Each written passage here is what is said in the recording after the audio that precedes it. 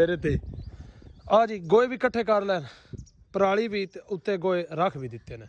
भाई साहब जरा कैमरामैन नहीं करो ते मैं रखदा वां तुसी मेरी ना कैमरामैन नहीं करो आ जी शकरकंदी जे ये असीं रखन लगे आ विच लेकिन धोण तो बगैर इहदा ज्यादा रिजल्ट ठीक है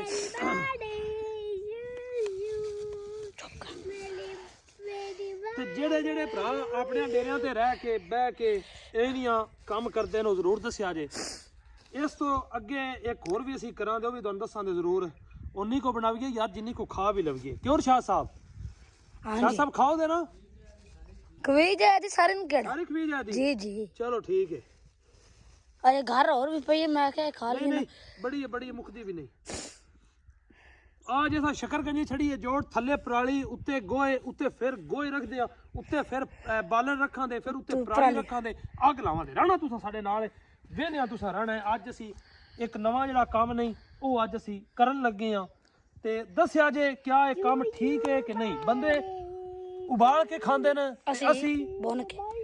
बुन के खावांगे अज गोया भी कर्मा वाले मोई सारा गिला ले आंदा सारा गोया गिला मैं नहीं रसे बड़े चो साहब सारा गोया तुसा गिला ले आंदा है नहीं यार इसको नहीं बढ़ना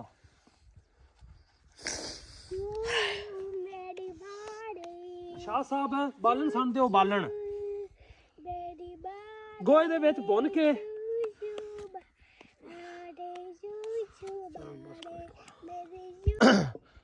लो जी हर्षा दी है जोड़ उत्ते ते मोई साहब बालन पर टुक देना तो सुलैम आंदी है आज मेरी हैप्पी बर्थडे टू यू इंजी है सुलैम आंदी जी मेरी हैप्पी बर्थडे भी अज मैं आख्या जी ठीक है ते आ गोया शोया भी रख दिता है हुण उत्ते रखदे आ पराली रख के ते लाने आ अग ते रहना अज साडे नाल जे वीडियो अच्छी ना बनी तो फिर गल करिया जी मज़ेदार तुसीं भी उम्मीद है अपने डेरे ते बह के इहदा शौक जरूर अजमाओ दे मेरे पाके हर्षा सा की है फिट हर्षा हो गई है अग लगे लाण तरहना साडे नाल शाह साहब लाओ अग बिस्मिल्लाह पढ़ के ये तकरीबन साडा कोई घंटा को मेरे अंदाजे नाल जेड़ा नहीं लग जाना इस बन जाना क्यों शाह साहब इन्ना चिर लग नहीं जाना क्योंकि एडियां मोटियां लकड़ियां भी विच गोए भी हैं तकरीबन गिले थोड़ी जी वजह भी है शाह साहब थोड़े तो अग ही नहीं बलू तो असा तू शकरकंजी की खानी तू मैं क्योंकि ठंड बड़ी है मैं साहब मारो ना 400 लैट एक बार वेखो आवाम को विखाओ कितनी धुंध है की हिसाब है की किताब है ते परेशानी है ज्यादा धुंध है अग विखा मेरे 11 बेलियां बाग लग गई है हुण कोई थोड़ी जी नेड़े हो लवे तो मुड़ दोनों विखा दे जिस टाइम को तैयार और आंदी है मच जी लग गया है अग जेड़ी है ना शां भी कर दी क्यों शाह साहब अग जेड़ी है शां भी कर दी है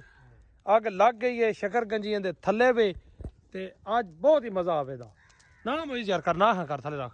वेंदे हो जी चंगी पराली उत्ते सट्टी है क्योंकि गोया ते लकड़ियां अग तां लगनी है उंज नहीं लगनी ते सर्दी भी बड़ी है असी सर्दी इंजॉय पाई करते हैं सर्दी अज दा साडा व्लॉग जरूर तुसा वेखना ठीक है हाँ जी वेखो जी शकरकंजी तैयार हो गई है बाकी विच ते वेंदे नमक मिर्चां दे बगैर हकीकत गल बड़ी स्वादी है ਹੁਣ ਮੈਂ ਨਾ ਬਾਹਰ ਕੱਢੀਏ